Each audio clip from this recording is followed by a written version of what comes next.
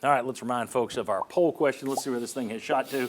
If it's still, well, Ohio State's gotten a few more clicks since the last time we showed you. Keep clicking that thing. Let us know what you're going to be thinking as you watch the finals. You know, those northern teams up there. How can you pull for them Yankees? But let us know which team you're pulling for. Yeah, I also think we went up a little bit, didn't we, on the I'll watch something else, if I recall correctly. Yeah. But let us know what you think. Okay, back with Will West, Ryan Callahan, Bob Hodge. Josh Heupel, as you guys know, we've talked about it for a while. We talked about it last week. He builds his team through the high school recruiting first, and they will dabble in the portal. They are not hardcore portal in this. They absolutely have to be. Then you look at Lane Kiffin. Mike Norvell at Florida State's another one who they are going hardcore portal rather than high school first, okay? There are advantages to both. I mean, you could make a case that the portal attempt is much riskier. I don't think Josh Heupel is going to have a 2-10 team the way that Florida State did this past year. I think when you build and you're throwing so many different people together for 1 year, and you don't know how it's going to mix, and you don't know what the chemistry is going to be, and you don't know who the leader is going to be, I think you got a much more volatile situation. So I think it's safer to do the high school route, and we've shown you the last couple of weeks how the other teams, these teams in the playoffs, most of them built recruiting first, and then they sprinkled in the real good transfers on top of it. But it's recruiting first. But we were talking yesterday, and you had an interesting point about an advantage that the Ole Misses of the world may have in terms of just on the cash flow when you go out and you're buying a bunch of guys this year. Explain that. Yeah, so when you're going to the transfer portal, say you're bringing in a Walter Nolan type player. Well, you're bringing him in a year where he can go to the NFL draft the next year if he has a big year. So he can sort of cash in on that one big year at your school. Well, if that's the case, that money suddenly comes off the books after that next year, and you're able to go reinvest that right back in the portal. So Ole Miss's approach, I would describe as almost more of a Moneyball approach. It's a way of trying to be more efficient with probably less resources than in Ohio State.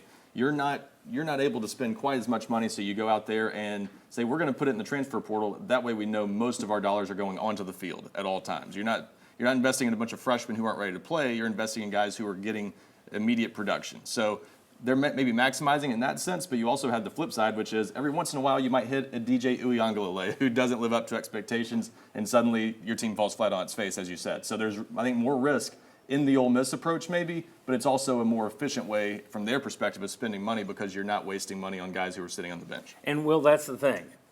Tennessee's going to, it looks like Heupel is determined to bring in the young guys, build through recruiting, which I'm fine with. But a year like this year where you signed 25 kids, when are you going to start playing the young guys? Yeah. Because if you're not doing it that way, if you're going to spend money on them and you're not playing them, then it is what Ryan just said, it's wasting money. And that money could go to other people. And are those guys going to pull a Mike Matthews and say, I'm either gone or I need more money to stay?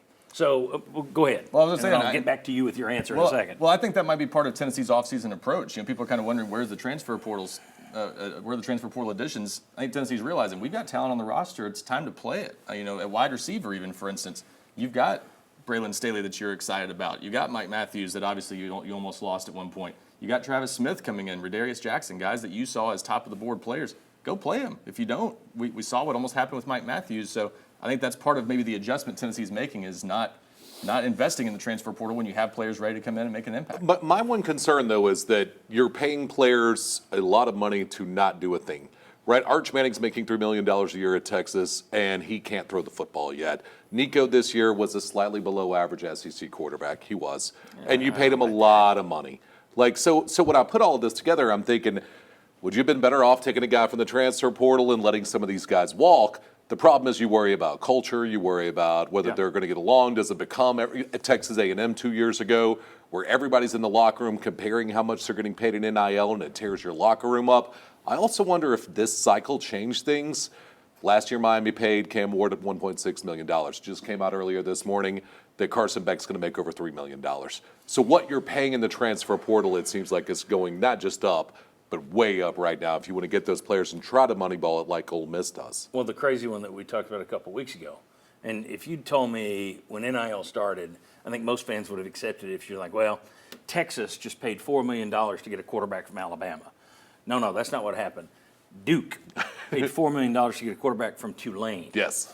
So and Ryan, I want to get into this No, moving forward I think too. that was so let's- $4 million over the life of the contract. Which was- actually, but he's right? got 2 years of 2 years. eligibility. Yeah. Yeah. So it's $2 million a year. Oh, I thought it was essentially, $8 million. Yeah, for because the 2 years. reports No, were $4 million per year for Yeah. 2 years, but that may I not saw, actually yeah, be I the saw case. some confusion on that, so I'm not totally sure. I don't know personally the details on that. We'll get into the Yeah. dollars and if they're finding their way home in the next segment. But Bob, Will brought this up. We talked about it a little bit on radio on his show a few weeks ago. There is a choice to be made, and I don't know. I think I would still go with the young guy. You could either invest big money on a freshman hotshot quarterback, pay him for years where he may not be. You're hoping that he becomes worthy of the cash, where you're paying him like this year. You paid Nico big money. Last year you paid him to sit. This past year, you paid him to be a first-year quarterback, and he looked like it. His numbers were very similar to Hendon Hooker's first year. Then you look at next year and you think, okay, now he's going to get there. You could do it that way. Or you could go out and say, we just got Will Howard from Kansas State and he's got us in the national championship game. Or you get the kid that Florida State brought in and I'm not even going to try and say UJ. So which way do you go? I mean, it's a tough question. I guess I'm a little old-fashioned. I would rather see you get guys and develop guys. But I think for that to really pay off and going into the future, are you really going to be able to do it? I think that's when you're going to have guys signed and you can't leave because your freshman year, you're an offensive lineman, you're going to be redshirted, you're going to spend all your time in the weight room getting ready to play, and then you'll play some as a sophomore, but then as a redshirt sophomore is when you start starting. The problem with that is the guys that want to play, but I would still invest my money in guys that I can develop into my system, and then you get into the culture questions.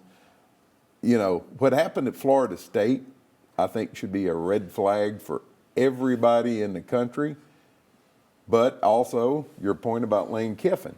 So if it comes down to those two things, managing your money year to year or developing for the longer term, I still think I'm going to develop, but in 2 years it may be proven, nope, sorry, doesn't work. Let's come back and talk about how much players are going for and whether or not that market is becoming clear or if it's still just all over the place. Coming back on the Sports Source, we'll discuss NIL, more of it